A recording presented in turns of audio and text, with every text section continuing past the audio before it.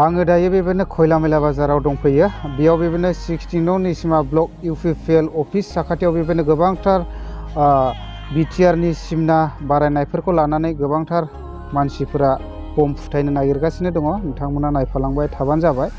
आङो बेबायदिनो ब्लकनि आफादगिरि सानावहाय बेबायदिनो फंनैसो मिथिना लानि बेसेबांसिम रंजानाय दं बेनि सायावहाय।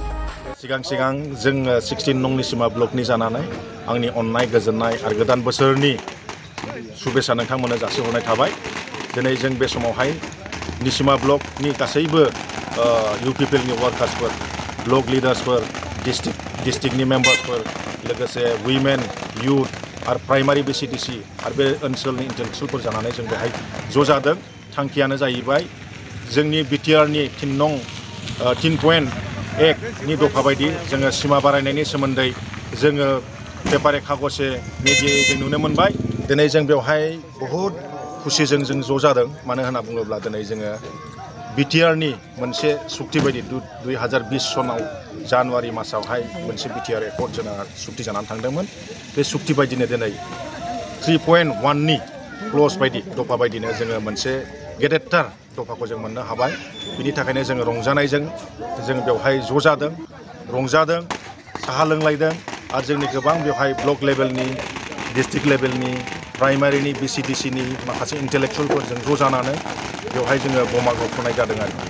मेइन उद्देश्यआनो जाहैबाय आं दहाय होननाय बायदि दिनै गणतन्त्र दिबसआवहाय जोंनि डक्टर हिमन्त बिश्व शर्मा बिथांनि खुगानिफ्राय जोंनि बिटिआरनि 3.1 क्लजनि बायदि जोंनि सिमाया दिनैसिम गहपुरसिम बारायलांबाय। जों बेखौ गोबां समावहाय गोनो गोथोआव दङमोन। मानो होनना बुङोब्ला गोबां दान्थेगिरि बिथांमोनहा माब्लाबाबो बेफोर जानाय नङा, बेफोरबायदि सुक्तिया ललिपपसो बायदि बायदि होननानै जोंनि साधारन इउपिपिएल सापर्टारफोरनि गेजेरावहाय, भटार्सफोरनि गेजेरावहाय कनफिउसन लाबोयोमोन। नाथाय दिनै स्वयं जोंनि doctor Himanta Sharma chief minister बिथाङानो जोंनो बे खोथाफोरखौ क्लेरिफिकेसन होबाय, दिनै डिक्लारेसन खालामबाय आरो 60टा बायदि 43टा बायदि रेभिनिउ भिलेज, लोगोसे 17टा बायदि फरेस्ट भिलेजआ इनक्लुड जाबाय। बेनि थाखायनो जोंहा बहुद माने रंजानाय जादों आरो जों खोनानो मोन्दों माखासे 500टानिफ्राय बारा बायदि गामिया थाबैनो माने सोसनजाबावगोन।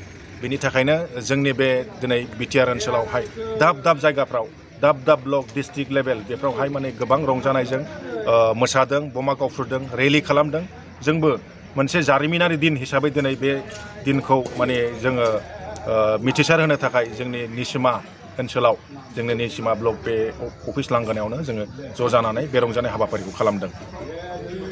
गोजोननाय थाबाय सारनिसिम बेखिनिखौ मिथिहरनायनि थाखाय। हामबायसै।